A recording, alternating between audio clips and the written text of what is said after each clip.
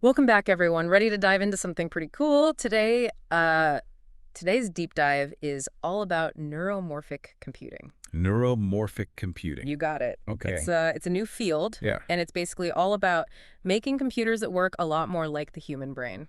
Yeah, and not just about making them faster, but also about replicating how efficient the brain is. Yeah. How flexible it is, how it learns. So it's about really replicating the function of the brain, not just the speed. Exactly. Yeah. Okay, cool. Yeah.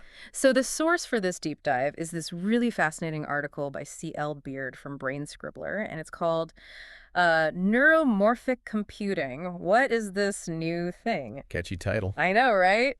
And it really digs into like all the possibilities, how this tech could totally change AI, Mhm. robotics, even the devices we use every single day. Like our phones and stuff. Exactly. Yeah. Okay. So, So the brain, right? yeah, The human brain. it's pretty complex. Oh, it's like this amazing piece of natural engineering. Like, think about it. 86 billion neurons, all linked together by 100 trillion synapses. Wow.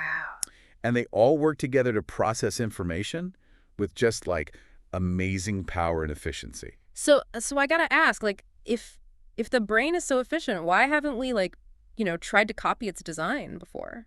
That's a great question. Well, traditional computers, they've got CPUs and GPUs, Right. and they're really good at specific tasks, Right. especially ones that involve like sequential steps, one after the other. Okay. But the thing is, they use a lot of energy, That's true. and they kind of struggle with things that the brain just does naturally, like recognizing a face in a crowd or just adapting to new information quickly. Yeah, like that's easy for us. Right, exactly.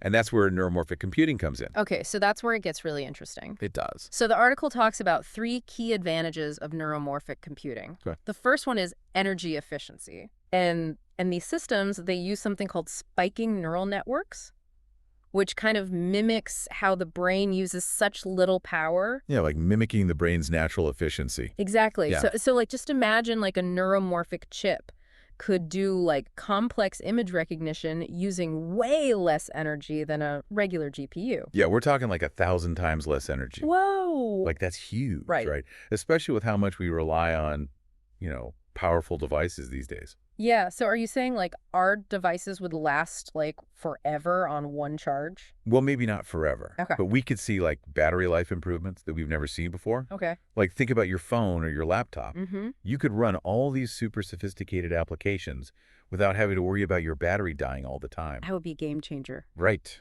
Wow. Okay, so that's energy efficiency. The second advantage is parallel processing, right? That's like the brain's superpower, Mm-hmm. being able to do a bunch of things at the same time. Right, multitasking, like I'm trying to do right now. Exactly. And so neuromorphic systems, they can tackle multiple tasks all at once, just like our brains, making them way faster and more efficient than traditional computers, which have to process information one step at a time. Yeah, it's a whole different way of computing. So no more waiting for your computer to catch up when you have like a million tabs open. Exactly. Okay, so that's parallel processing. 2 down. 2 down. What's the third advantage? What's the third thing that makes this so special? Okay, so the third advantage is adaptability and learning. Okay.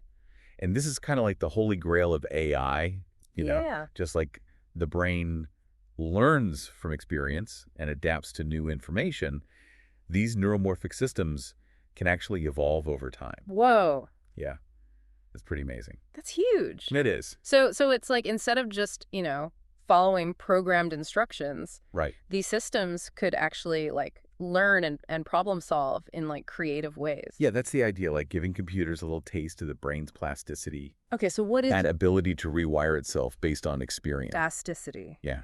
Got it. Okay, so we've got these like brain-inspired computers that are super efficient and adaptable, and they can multitask like crazy.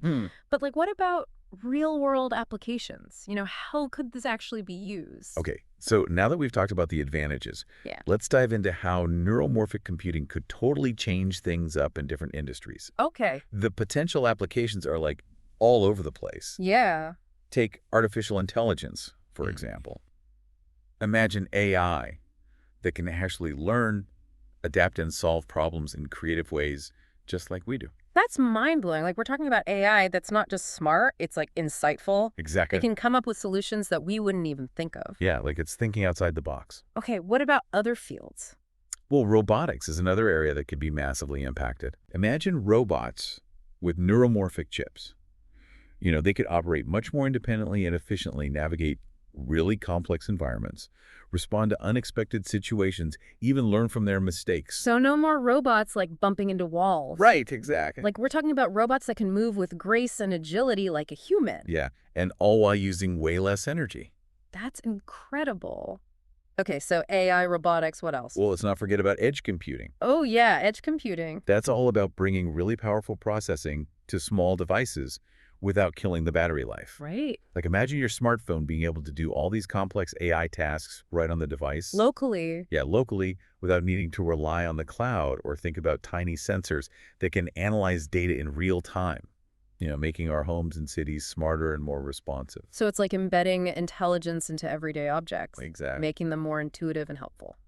I like it. Yeah. Okay, so like what are some like real world examples of how this could actually play out? Okay, so picture this. You have a smart refrigerator Okay. that not only keeps track of your groceries, Yeah. but it can also analyze your eating habits, Whoa. suggest healthy recipes, even order groceries before you run out. So it's like a personal assistant for your kitchen? Pretty much. Wow. Okay. What else? Or think about self-driving cars that can handle crazy traffic situations with human-like intuition and responsiveness. So they'd be safer. Potentially. Much safer, yeah. It sounds like we're talking about a massive leap forward in technology. It really does. Like going from the abacus to the smartphone. Yeah, like a whole new era. But like with any new technology, there are always important questions to think about. Oh, absolutely. And that's why these deep dives are so important. By understanding the potential of this technology, we can help make sure it's developed in a way that benefits all of us. I like that. Yeah, it really feels like we're talking about a future where like computing is just everywhere, woven into our lives, making everything smarter, more efficient. But like, where does that leave us, humans in all of this? That's a really good question. As neuromorphic computing keeps developing, Yeah. It's going to change industries and job markets. Right.